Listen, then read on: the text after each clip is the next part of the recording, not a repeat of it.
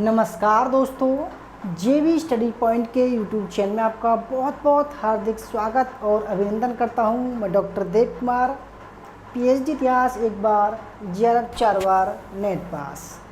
दोस्तों, UGC net set assistant professor PGT history के लिए ये प्रैक्टिस सेट नंबर 375 है। बहुत ही शानदार प्रैक्टिस सेट है आज भी। तो आइए शुरू करते हैं बिना किसी देरी के।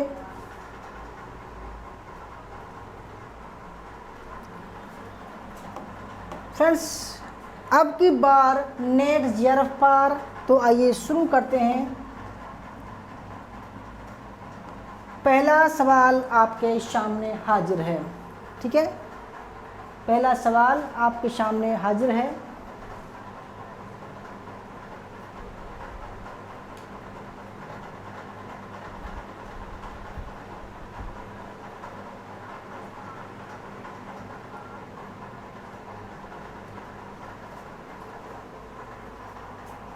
पहला सवाल आपके सामने हाजिर है। पहला सवाल है,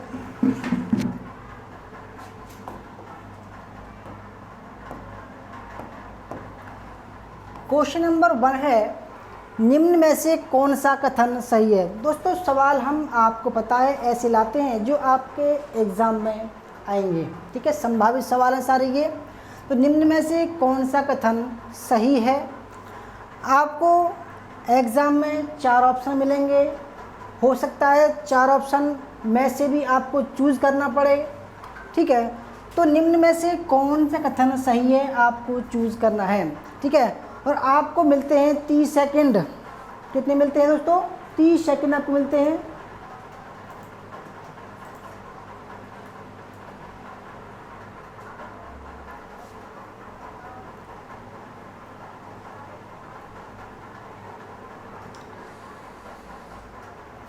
तो पहला ऑप्शन देखते हैं, रोपण। रोपण कहाँ है दोस्तों? पंजाब में है। ठीक है, काफ़ी बड़ी मात्रा में वहाँ पर साक्ष्य मिले हैं सिंधु घाटी सभ्यता के। ठीक है, रोपण में मालिक के साथ कुत्ता को दफनाने का साक्ष्य मिला है। बिल्कुल मिला है। ठीक है दोस्तों, देखो, कुत्ता और मालिक ये 2 जगह मिले हैं।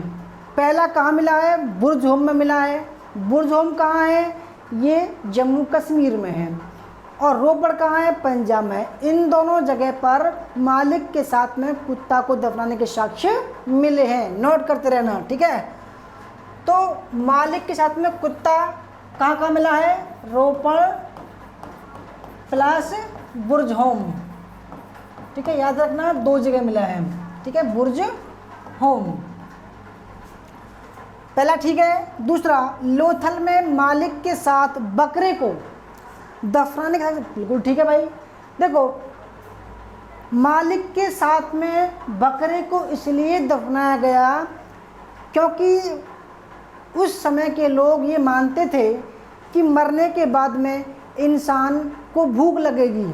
ठीक है, तो बकरा जो था उस समय एक खाने की वस्तु थी। ठीक है, क्योंकि उस समय दोस्तों इतनी कृषि उन्नत नहीं थी। तो अमीर जो लोग थे वो क्या करते थे कि भाई इसको बकरा प्रिय है ना, क्या खाद्य पदार्थ जो प्रिय था उसको समाधि के साथ में, समाधि में इंसान के साथ में रखते थे। ठीक है, पानी वगैरह और खाना वगैरह। तो एक समाधि में क्या मिला है? लोथल में मालिक के साथ बकरे को दफनाने का साक्ष्य मिला है। बिल्कुल ठीक है दोस्तों। ये जो है, ये जो खाद्य पदार्थ थे उस समय के खाद्य पदार्थ बकरा है ना, यानी कि मीट वगैरह, जो मीट होता है ना, जो पशु थे वो खाने के रूप में काम आते थे। ठीक है, तीसरा, लोथल में एक युग्म समाधान में, लोथल में एक युग्म समाधान में पुरुष और नारी को साथ दफनाया गया है। ऐसा राव ने इसको सती प्रथा कहा है। ठीक है, देखो, लोथल की जो खुदाई की थी वो ऐसा राव ने की थी। याद रखना, नोट डाउन करना। ऐसा राव ने लोथल की खोज की थी। और लोथल जो है गुजरात में पड़ता है। कहाँ पड़ता है? गुजरात में स्थित है। और अगर हम नदी की बात करें तो किस नदी के किनारे स्थित है? तो भोगवा नदी किनारे। किस नदी किनारे? भोगवा नदी के किनारे स्थित है। ठीक है। यहाँ से क्या क्या मिला है? देखो यहाँ पर दोस्तों बंदरगाह है, मिला है, बंदरगाह है। ठीक है। और मालिक के साथ में बकरे को दफनाने साक्ष्य मिला है। चालाक लोमड़ी, चालाक लोमड़ी की मोहर मिली है। फारस की मोहर मिली है। ठीक है, फारस की मोहर। ठीक है। और हाथी दांत का पैमाना मिला है। हाथी दांत का पैमाना मिला है। ठीक है, काफ़ी बड़ी मात्रा में यहाँ पर दोस्तों साक्ष्य प्राप्त हुए हैं। ठीक है, तीसरा भी ठीक है और चौथा सभी सही है। तो भाई इस हिसाब से ऑप्शन नंबर डी सही आंसर हो जाएगा। ठीक है, ऑप्शन नंबर डी इसका राइट आंसर है। क्वेश्चन नंबर 2 पर आते हैं। क्वेश्चन नंबर 2 पर, ठीक है, क्वेश्चन नंबर 2 पर आते हैं। निम्नलिखित में से कौन सा कथन सही नहीं है? ठीक है, आपको बताना है कौन सा कथन सही नहीं है।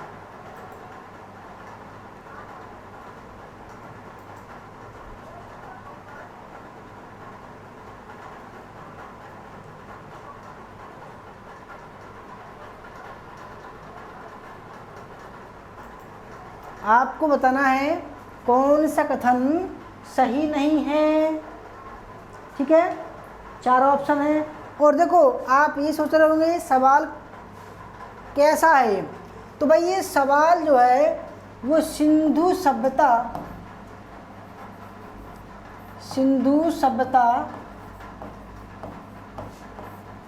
का उद्भव किस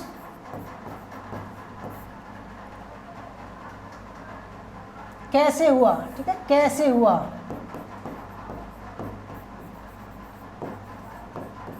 ठीक है, सिंधु सभ्यता का उद्भव कैसे हुआ ये आपको पता लगाना है।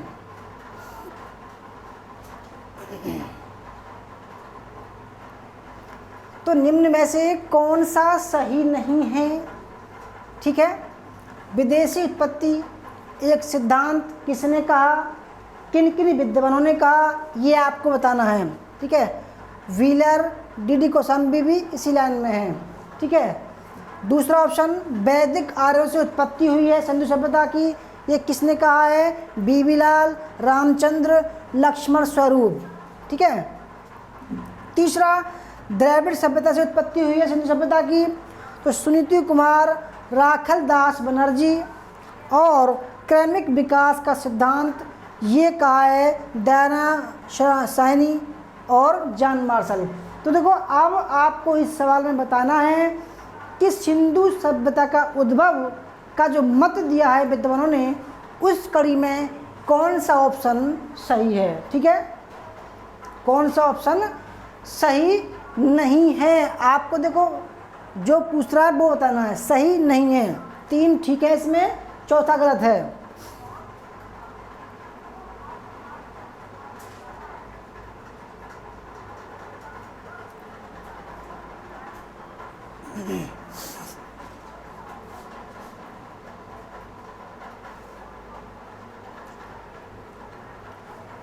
तो देखो दोस्तों, सिंधु सभ्यता की उत्पत्ति भी होती है, उसके संबंध में भी कुछ इतिहासकारों के मत आते हैं। सिंधु सभ्यता का पतन भी होता है, उसके लिए भी कुछ इतिहासकारों ने मत दिए हैं, जैसे कि बाढ़ से नष्ट हुआ, मलेरिया से हुआ है ना, विदेशी आक्रमण से हुआ। ठीक है, और भौगोलिक परिवर्तन से हुआ, जलवायु परिवर्तन से हुआ, इस तरीके से कुछ मत दिए गए हैं। इसी प्रकार सिंधु सभ्यता का उद्भव कैसे हुआ, वह कैसे आई होगी, इस तरीके का मत जो है विद्वानों ने दिया है। तो पहला मत है विदेशी उत्पत्ति का सिद्धांत, यानी कि सिंधु सभ्यता के लोग जो थे वो विदेशी थे, विदेश के लोग आए, यहाँ पर उन्होंने अपना एक सभ्यता बसाई। तो ये कहा है जॉन मार्शल, चाइल्ड, मैके, व्हीलर, डीडी कौशाम्बी ने। ये वाला ऑप्शन बिल्कुल ठीक है, गलत नहीं है। ठीक है, यानी कि इन इतिहासकारों ने बताया कि सिंधु सभ्यता का उद्भव विदेशी उत्पत्ति का एक चरण था। ठीक है। दूसरा, बीबी लाल और रामचंद्र लक्ष्मण स्वरूप ने कहा कि वैदिक आर्यों से सिंधु सभ्यता की उत्पत्ति हुई है। बिल्कुल ठीक है। तीसरी उत्पत्ति के बारे में क्या बोला गया है कि सुनीति कुमार राखलदास बनर्जी कहते हैं कि द्रविड़ सभ्यता से उत्पत्ति हुई है। बिल्कुल ठीक है। और देखो, तो चौथा ऑप्शन है वो ही सही नहीं है, क्योंकि क्रमिक विकास का सिद्धांत यानी कि धीरे धीरे उस सभ्यता का विकास हुआ, यह कहते हैं। इसको किसने कहा है दोस्तों? ठीक है, देखो डी में यहाँ पर लिख रहा हूँ। ठीक है, ये कहा है अमलानंद घोष ने।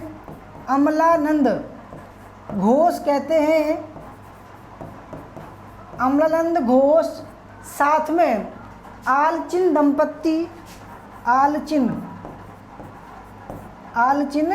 दंपत्ति यानी कि पति पत्नी। ठीक है, और साथ में धर्मपाल अग्रवाल भी कहते हैं कि क्रमिक विकास, धीरे धीरे विकास हुआ।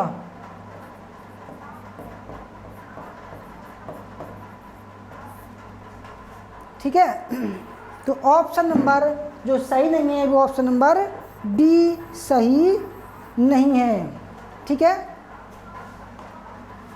क्वेश्चन नंबर 3 पर आते हैं। कौन सा सही सुमेलित नहीं है? ठीक है, कौन सा सही सुमेलित नहीं है?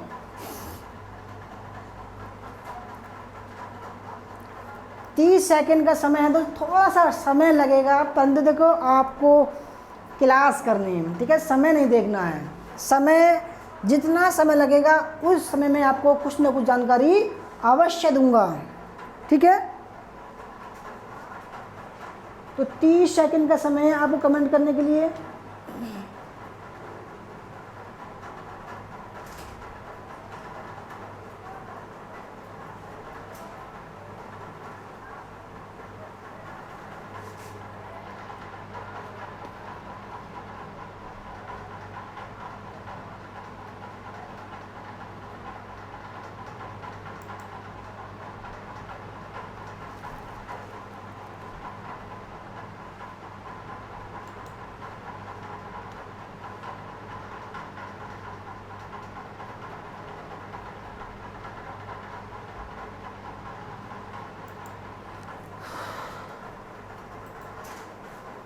तो आइए दोस्तों, सवाल आपसे ये पूछ रहा है कि भाई किस स्थान पर क्या चीज़ मिला है। तो मोहनजोदड़ो सॉरी, तो कौन सा कथन सही नहीं है? देखो, मोहनजोदड़ो 1922 में आप जानते होंगे राखलदास बनर्जी ने इनकी खुदाई की थी। तो दाढ़ी युक्त पुरुष की पाषाण मूर्ति मिली, यानी कि उसका दाढ़ी है, और एक पाषाण पुरुष की यानी कि दाढ़ी युक्त पुरुष, यानी कि एक पुरुष के दाढ़ी आ रही है मेरी तरह। ठीक है, और वह पाषाण मूर्ति, पत्थर की मूर्ति है। कहाँ मिली है? मोहनजोदड़ो मिली है। बिल्कुल ठीक है। दूसरा, हड़प्पा में क्या मिला है? लाल बलुआ पत्थर का पुरुष का धड़ मिला है। ठीक है, बिल्कुल ठीक है। इनकी लाल बलुआ पत्थर का पुरुष का एक धड़ मिला है, उसका सिर नहीं है। ठीक है। तीसरा, लोथल में क्या मिला है? पकी हुई मिट्टी से निर्मित नाव की आकृति मिली है।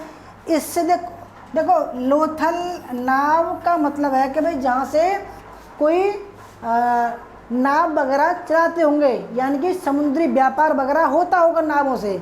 तो देखो आप जानते होंगे बंदरगाह कहाँ मिला है? लोथल में मिला है। तो पकी हुई मिट्टी से निर्मित नाव की आकृति मिली है। देखो आकृति लोग तब बनाते हैं कि वहाँ पर ऐसा माहौल होगा। ठीक है भाई, किसी ने कुछ चीज़ बनाई, ठीक है, तो उसके सामने वो चीज़ होगी या उसने वो चीज़ देखी होगी। भाई कोई आदमी होगा जिसने नाव की आकृति बनाई, उसने नाव देखी होगी ज़रूर 100%, तब उसने बनाई होगी। तो भाई उसने देखा जब लोथल से में बंदरगाह प्राप्त हुआ है, जब लोथल में बंदरगाह होगा वहाँ पर, तो लोग व्यापार करते होंगे फारस से, मिस्र से, ठीक है। तो तब उसने नाव की आकृति बनाई होगी। वहाँ से ऐसा प्रतीत होता है इतिहासकारों को कि लोथल जो था एक बड़ा बंदरगाह था, ठीक है। ये आम बात होगी नाव। चौथा कालीबंगा में दोस्तों, कालीबंगा कहाँ पड़ता है? राजस्थान में पड़ता है, ठीक है। पुरुष और कुत्ता कांसे के रथ पर की गई प्रतिकृति पर, ठीक है। दोस्तों सवाल ये है कि देखो पुरुष और कुत्ता कांसे के रथ पर, यानी कि कांसे का रथ है इस तरीके से, ठीक है। यहाँ पर ये रथ है, यहाँ पर एक कुत्ता है और यह एक आदमी है, ठीक है। तो इस तरीके की आकृति जो मिली है वो मिली है महाराष्ट्र के दायमाबाद में, महाराष्ट्र के दायमाबाद में, ठीक है, ना कि कालीबंगा में। तो इस हिसाब से ऑप्शन नंबर डी का तो जाएगा। कालीबंगा में क्या मिला है? देखो कालीबंगा में तो जुता हुआ खेत मिला है, जुता हुआ खेत मिला है, ठीक है। उसमें सरसों,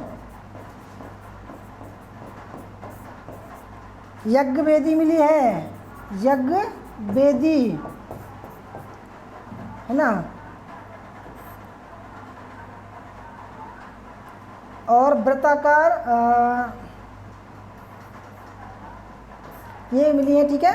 तो इस हिसाब से ऑप्शन नंबर डी गलत हो जाएगा। आगे बढ़ते हैं क्वेश्चन नंबर 4। निम्न में से पशुपति मुहर के संबंध में कौन सा गलत है? यानी कि जो पशुपति की जो मुहर मिली है, ठीक है, पशुपति की जो मुहर मिली है वो कहाँ पर मिली है? और देखो पशुपति की मुहर 1853 में अलेक्जेंडर कनिंघम को मिली थी, याद रखना, अलेक्जेंडर कनिंघम को, ठीक है। ये सवाल जो मैंने लिखा है वो आपके एग्जाम में आ चुका है, ठीक है। ये नया सवाल नहीं है, बढ़िया सवाल एकदम, ये आ चुका है सवाल।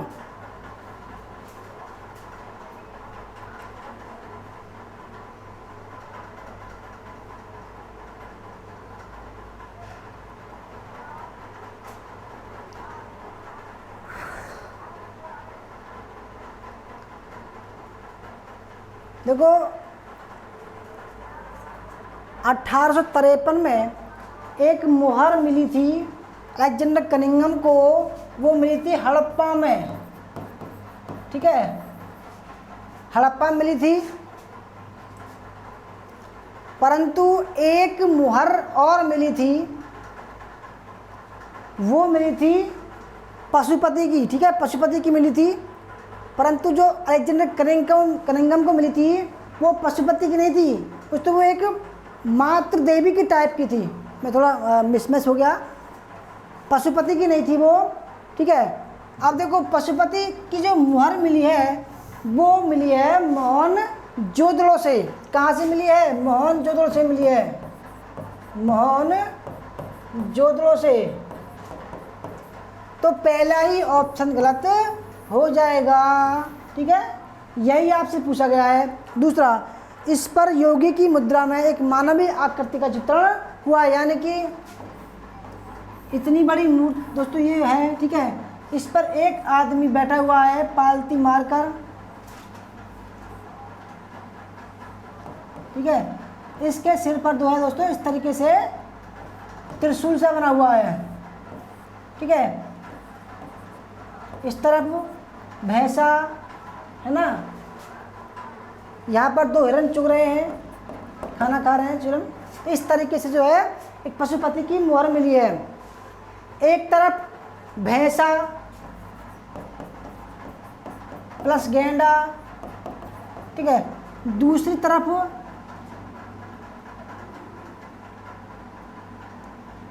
बैल नहीं,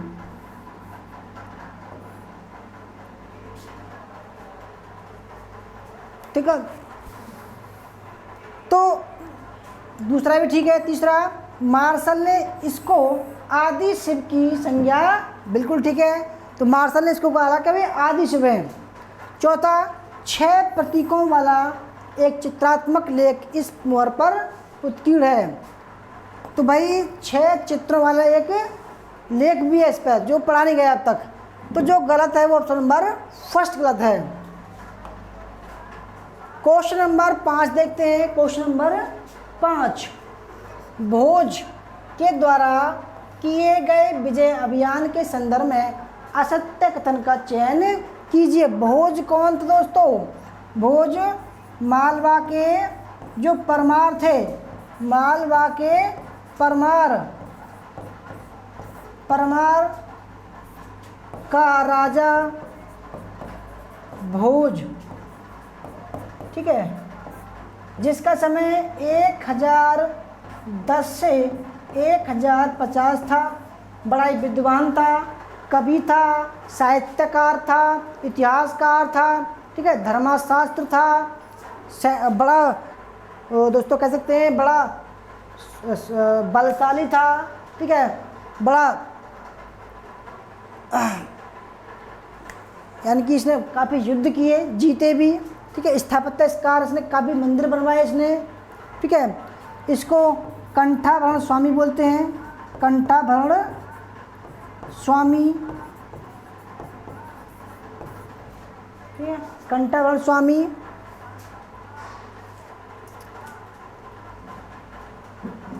तो आपको बताना है असत्य कथन, कौन सा कथन गलत है।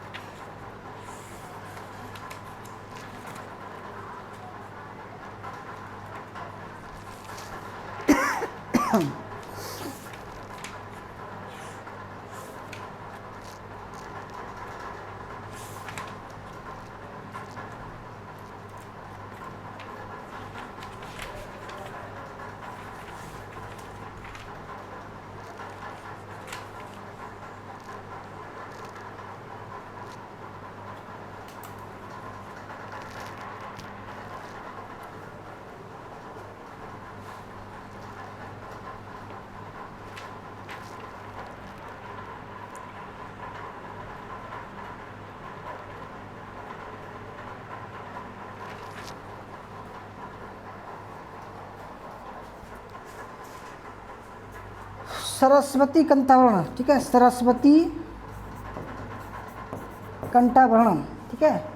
ये इसके अलावा इसने श्रृंगार मंजरी लिखी है, ठीक है।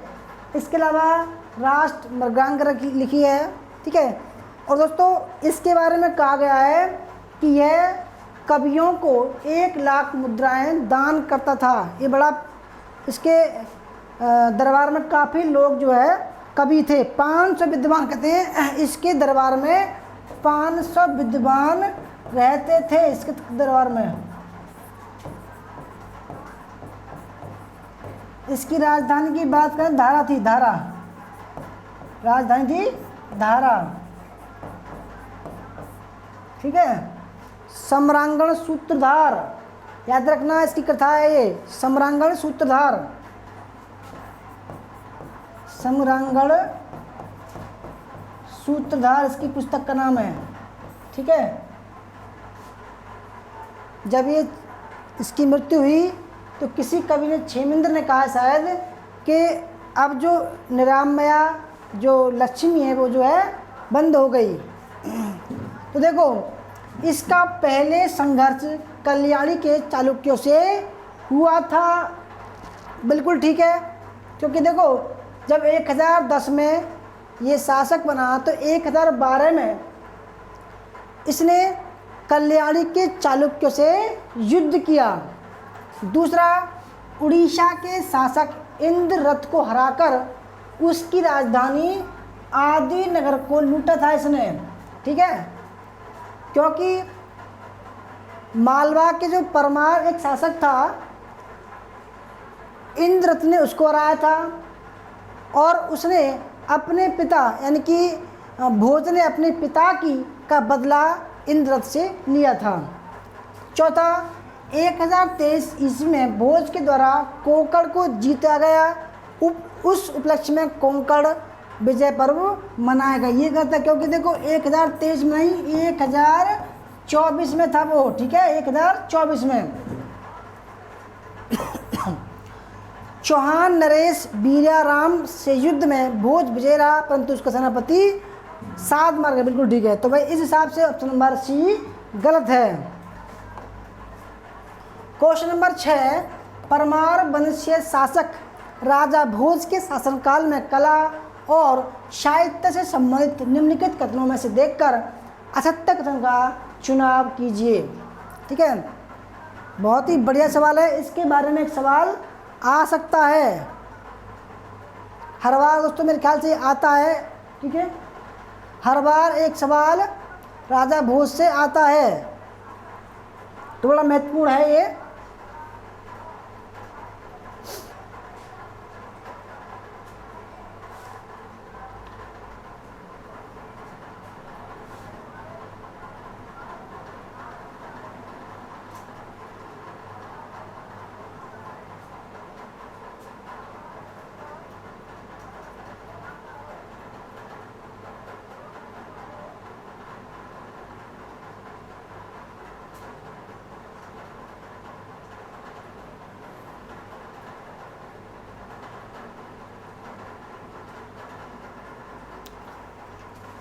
दोस्तों भोज की जो कृति थी सम्रांगण सूत्रधार थी, प्रत्यय कल्पतरु थी, मृगांक राज थी, ठीक है, और प्राकृत व्याकरण थी, युक्ति कल्पतरु, याद रखना कई बार आ चुका है, युक्ति कल्पतरु, ठीक है, श्रृंगार प्रकाश, श्रृंगार मंजरी। तो आइए देखते हैं भोजशाला के शिलालेखों पर मदन कवि द्वारा रचित परिजात मंजरी नामक वाटिका का अंकन देखने को मिलता है। बिल्कुल ठीक है। तो देखो भोजशाला के शिलालेख मिले हैं जिसका लेखक कौन है, मदन कवि, और बुक का नाम है परिजात मंजरी नामक नाटक का अंकन देखने को मिलता है भोजशाला के अभिलेखों पर। बिल्कुल ठीक है। दूसरा, परिजात मंजरी नाटक परमार राजा शीघ्र द्वितीय की प्रशंसा में लिखा गया था। दोस्तों परिजात मंजरी नाटक राजा जो था परमार राजा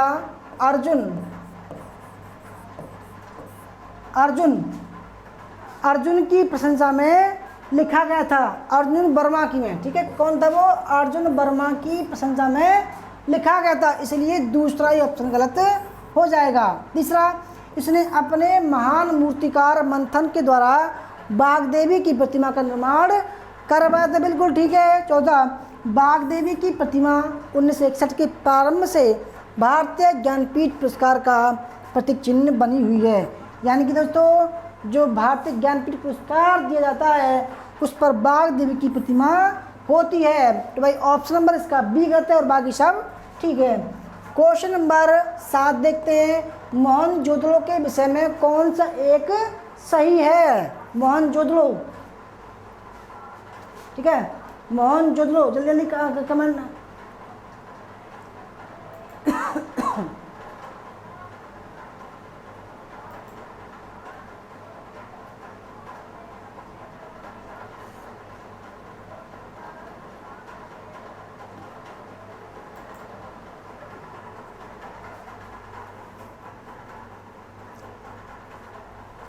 तीस सेकेंड का समय है कमेंट करने के लिए आपको।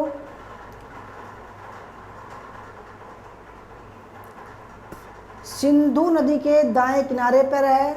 मोहनजोदड़ो 1922 में राखलदास बनर्जी ने की खुदाई की थी। ठीक है, तो यहाँ पर क्या क्या साक्ष्य मिले खुदाई के दौरान? पहला ऑप्शन, गृह निर्माण तरासे और उपयुक्त पत्थरों से होता था। तो भाई दोस्तों देखो, माना मोहनजोदड़ो में पक्की मिट्टी के घर बने होते थे, ठीक है, जिनको पकाया जाता था, परंतु उस पर पालिश या तरासे हुए नहीं थे वो। ठीक है, आपको बताना है कौन सा सही है। तो भाई पहला ऑप्शन गलत हो जाएगा, पहला सही नहीं है। दूसरा, कुल्हाड़ी, छेनी, छुरिया और मछली पकड़ने कांटे यह सब लोहे के बने हुए थे। तो भाई दोस्तों लोहे का साक्ष्य तो नहीं मिलता है, वो बने हुए थे कांसे के। किसके? कांसा था, कांसा का बना हुआ था। दूसरा भी गलत है। तीसरा, स्नानागार का फर्श पकी हुई ईंटों का बना हुआ था। क्या ये ठीक है गलत है दोस्तों? देखो भाई, तो साथ में का तीसरा ठीक है, क्योंकि स्नानागार जो था, ठीक है, जो जिसकी लंबाई 11 कुछ थी, ठीक है, उसकी जो चौड़ाई थी वो 4 के आसपास थी और जो गहराई थी वो 2.47 मीटर थी। ठीक है, तो उस स्नानागार का जो फर्श मिला है वो पकी हुई ईंटों का बना हुआ था। तो तीसरा ठीक है। चौथा, यहाँ के निवासियों को सोने के आभूषणों का ज्ञान नहीं था, जबकि था। ठीक है, तो चौथा भी गलत है। इस हिसाब से option number C right answer हो जाएगा। ठीक है, ऑप्शन नंबर सी। आगे बढ़ते हैं क्वेश्चन नंबर 8। क्वेश्चन नंबर 8, ठीक है, मौर्य साम्राज्य के पतन का एक संभावित कारण था। बहुत ही बढ़िया सवाल है। देखो आपको बताना है संभावित कारण। ठीक है, मौर्य साम्राज्य, अगर हम मौर्य साम्राज्य की बात करें तो देखो 322-23 में चंद्रगुप्त मौर्य ने इसकी स्थापना की। चंद्रगुप्त मौर्य ने, ठीक है। दूसरा शासक था बिंदुसार, यह बना था यानी कि 322 से 298। बिंदुसार 298 से 273। इसके बाद में तीसरा शासक बना अशोक, यह 273 से 232 तक। और इसके बाद में कुछ अयोग्य उत्तराधिकारी हुए और अंतिम जो बना, अंतिम वो था बृहदत्त। 184 ईसा पूर्व में इसकी हत्या एक ब्राह्मण मंत्री, इसका नाम था पुष्यमित्र शुंग, उसने कर दी। ठीक है,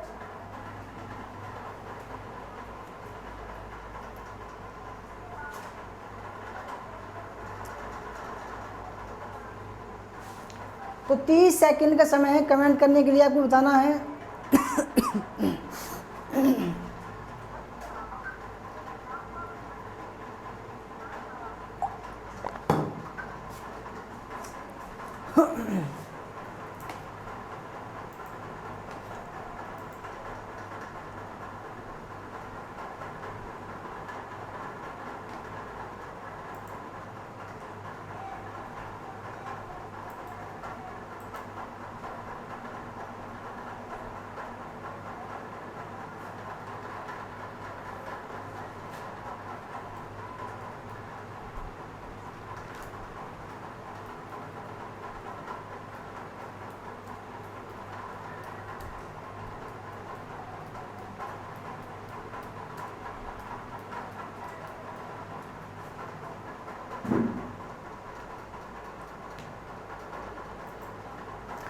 तो देखो दोस्तों, 8वां सवाल आपको बताना है संभावित कारण क्या था मौर्य साम्राज्य के पतन का। तो अशोक द्वारा अहिंसा अपनाए जाने के कारण सैन्य शक्ति का ह्रास हो गया। क्या ये कारण था? नहीं था। ठीक है, तो पहला गलत। दूसरा, बौद्ध धर्मावलंबी, क्योंकि देखो अशोक ने अहिंसा तो अपनाई, परंतु सेना जो थी उसकी वो ज्यों का त्यों बनी हुई थी, और वह समय समय पर कुछ लोगों को धमकाता भी था कि अगर तुमने गलत काम किया तो मैं तुम्हें दंड दूंगा। तो लोगों को उसने जो है डराकर धमका कर रखा हुआ था, प्यार मोहब्बत भी था उसके अंदर। दूसरा, बौद्ध धर्मावलंबी बलिक समुदाय इतना शक्तिशाली हो गया था कि इसने अपने सामने राज शक्ति को बौना बना दिया।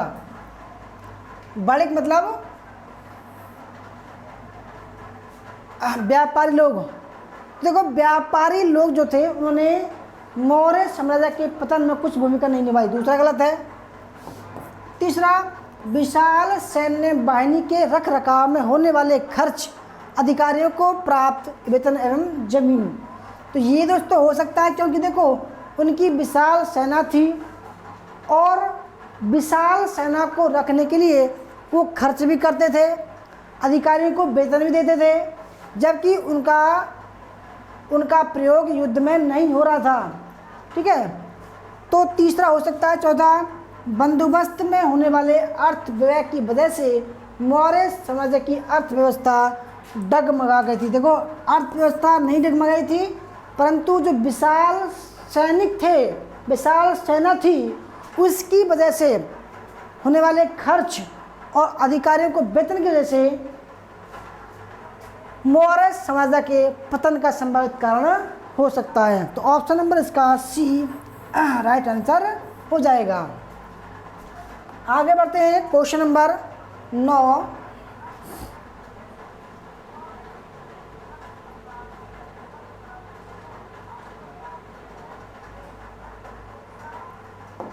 क्वेश्चन नंबर 9, विरूपाक्ष मंदिर के संदर्भ में निम्नलिखित में से कौन सा कथन असत्य है? विरूपाक्ष मंदिर,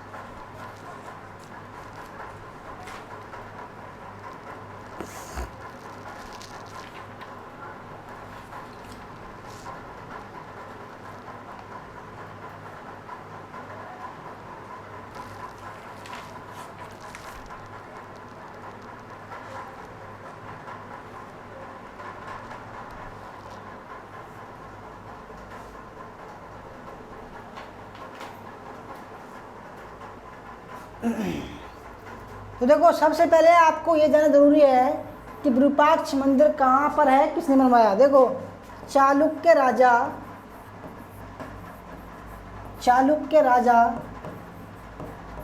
विक्रमादित्य की रानी जिसका नाम था लोक महादेवी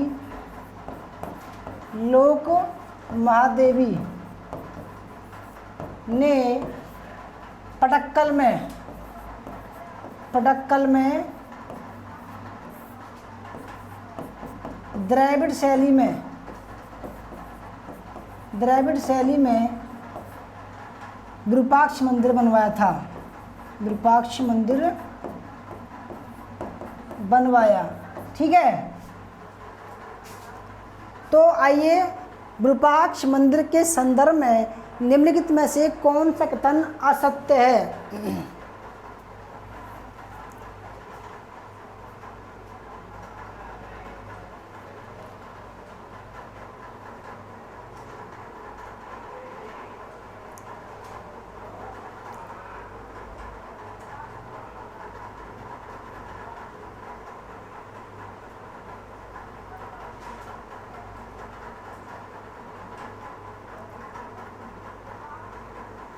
पहला ऑप्शन, मंदिर के अभिलेखों को उत्तर भारतीय ज्ञान सुभाचार्य के द्वारा लिखा गया था। जो मंदिर के अभिलेख थे दोस्तों, उसको उत्तर भारतीय ज्ञान सुभाचार्य के द्वारा लिखा गया था। बिल्कुल ठीक है। दूसरा, मंदिर की दीवारों पर नटराज शिव की 81 विभिन्न प्रकार की मुद्राएं बनी हुई हैं। नटराज मतलब दोस्तों ये कांसे की मूर्ति थी, ठीक है, और ये आधा शिव आधा पार्वती की मुद्रा डांस करती हुई, ठीक है। दूसरा ठीक है। तीसरा, इस मंदिर में कृष्ण लीला के दृश्यों का वर्णन है। देखो ये गलत है, क्योंकि देखो विरूपाक्ष मंदिर में कृष्ण लीला नहीं, रामायण के अंकन है। याद रखना, रामायण के दृश्यों का अंकन है। चौथा, इस मंदिर का वास्तुकार गंड था। बिल्कुल ठीक है, गंड याद रखना। मंदिर की दीवारों पर उन सभी शिल्पकारों के हस्ताक्षर हैं जिन्होंने इसका निर्माण किया था। बिल्कुल ठीक है। छठा, चालुक्य काल में सर्वप्रथम विरूपाक्ष मंदिर में ही गोपुरम देखने को मिलता है। गोपुरम मतलब दोस्तों बाहर का दृश्य है, यानी कि पहले जो मंदिर बनते थे वो खुले में बनते थे, परंतु ये जो मंदिर है ये चारों तरफ से दीवार से घिरा हुआ है, उसको बोलते गोपुर बोलते हैं, ठीक है। एफ, मंदिर की भीतरी छत पर राजा विक्रमादित्य द्वितीय की छवि का अंकन देखने को मिलता है। तो भाई इस हिसाब से इसमें जो गलत है केवल सी गलत है, और बाकी सब बहुत ही बढ़िया सवाल है, आ सकता है सवाल, ठीक है। क्वेश्चन नंबर 10 देखते हैं। बृहदेश्वर मंदिर के संबंध में निम्नलिखित कथनों को देखकर असत्य कथन का चयन कीजिए। आपको पता होना चाहिए कि बृहदेश्वर मंदिर कहाँ पर है, किसने बनवाया, ठीक है, और किसके लिए बना हुआ है। देखो निर्माता कौन था इसका, थोड़ा निर्माता था राजराज प्रथम जो चोल था, ठीक है। यह शैव मंदिर है, शैव मंदिर, और ग्रेनाइट का बना हुआ है, ठीक है। यह चोल काल का प्रथम मंदिर है जिसके चारों तरफ 4 दीवारी का निर्माण किया गया था। बिल्कुल ठीक है। इस मंदिर का विमान 13 मंजिल ऊंचा पिरामिड आकार का है। यानी कि दोस्तों विमान का मतलब होता है, यानी कि जैसे कि एक इसके ऊपर एक विमान, 2 विमान, 3 विमान, 4 विमान, इस तरीके से बने हुए, ऊपर थोड़ा पतला हो गया है, ठीक है। दूसरा भी ठीक है। यह द्रविड़ शैली का सबसे ऊंचा मंदिर है। बिल्कुल ठीक है। मंदिर का निर्माण 14 वर्षों में पूर्ण हुआ। गलत। इसका निर्माण दोस्तों 7 वर्षों में हुआ। कितने वर्षों में हुआ? 7 वर्ष लगे इसको बनने में, ठीक है। मंदिर के बाहर एकास्मक नंदी की मूर्ति है। एकास्मक मतलब दोस्तों एक ही पत्थर को काटकर बनाई गई मूर्ति, एक ही बड़ी चट्टान को काटकर बनाई गई मूर्ति को बोलते हैं एकास्मक नंदी। मतलब दोस्तों शिव जी का जो प्रिय पशु था, जिस पर बैठकर वो चलते थे, जिस पर बैठकर उनकी बारात गई थी शिव जी की, तो नंदी, ठीक है, की मूर्ति है, जो कि भारत में दूसरी सबसे बड़ी नंदी की मूर्ति है। तो ये भी ठीक है। तो इस हिसाब से ऑप्शन नंबर सी गलत है और बाकी सब ठीक है। तो भाई ये थी आज की क्लास। कैसी लगी? अच्छी लगी लाइक करना, शेयर करना, कमेंट करना। Thank you very much. मिलते हैं कल अगली क्लास के साथ में। तब तक के लिए टाटा बाय बाय। जय हिंद, जय भारत, वंदे मातरम। इसकी PDF भी दोस्तों हम अपलोड कर देंगे।